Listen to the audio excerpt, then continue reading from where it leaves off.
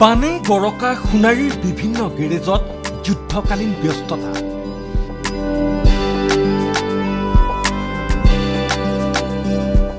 ক্ষতিগ্ৰস্ত হোৱা হেঁপাহৰ বাহনখন মেৰামতি কৰিবলৈ গেৰেজত গ্ৰাহকৰ অভাৱনীয় ভিৰ।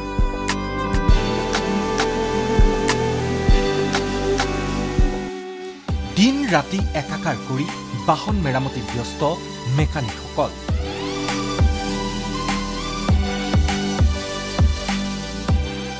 এজেৱাইচিপিৰ লগতে দল সংগঠনৰ যৌথ উদ্যোগত বিনামূলীয়া বাহন মেৰামতি সেৱা প্ৰদান অব্যাহত।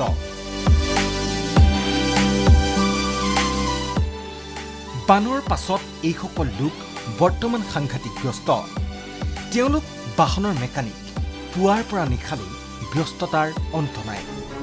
19 জুলাইৰ সেই বিভীষিকাময় বানত ঘৰ দুৱাৰ বাট পথ আচবাবৰ লগতে নষ্ট হৈছিল গৰাকীৰ হেঁপাহৰ দুচকীয়া চাৰিচকীয়া বাহনখন।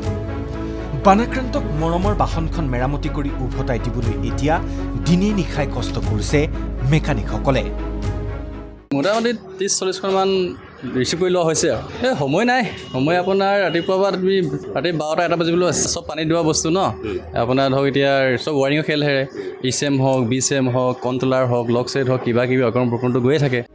কিছু কিছু পাৰ্টছ বজাৰত উপলব্ধ নোহোৱাত অসুবিধাৰ সন্মুখীন হৈছে তেওঁলোক। 50% ডুবিয়ে গৈছে, কিছুমানতো 100% ডুবি গৈছে। সেইবিলাক কি হৈছে এতিয়া ইচেম হওক, বিচেম হওক, মানে একদম যাবই।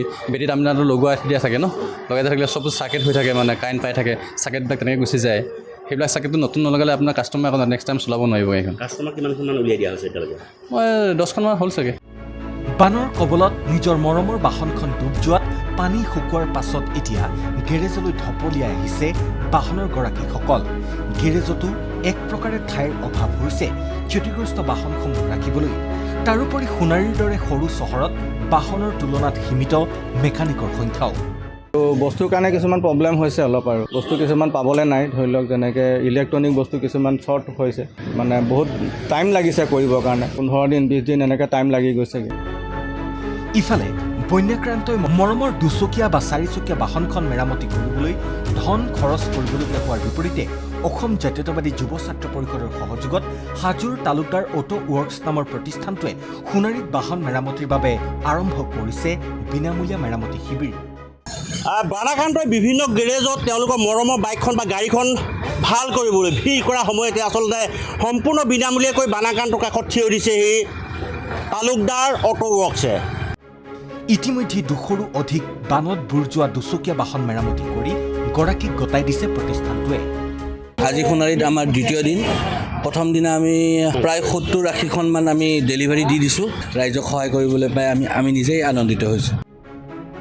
বানৰ পাছতেই এইদৰেই তালুকদাৰ অটো ৱৰ্কছে বানাক্ৰান্ত ৰাইজৰ পানীত ডুব যোৱা মৰমৰ বাহনখন সম্পূৰ্ণ বিনামূলীয়াকৈ মেৰামতি কৰি দিয়াত ধন্যবাদ জনাইছে সোণাৰীৰ বানাক্ৰান্তই। অসম জাতীয়বাদী যুৱ ছাত্ৰ পৰিষদৰ যিটো দুচকীয়া বাহনৰ যিটো বিনামূলীয়া ছাৰ্ভিচ ৰাইজৰ কাৰণে দিছে, সেইটো আমি জনসাধাৰণৰ কাৰণে বহুত উপকৃত হৈছোঁ আমি, আৰু ভাল পদক্ষেপ এইটো। মেকানিকৰ মুখেৰে শুনক ঘাইকৈ কি কি সমস্যাই দেখা দিছে বানত ডুব যোৱা বাহনসমূহৰ। 50-60খন বনালোঁ দিনে ৰাতিয়ে, কাৰণ কাষ্টমাৰে কৈ থাকে এই মোক অলপ সোনকালে কৰি দিয়া, সোনকালে কৰি দিয়া।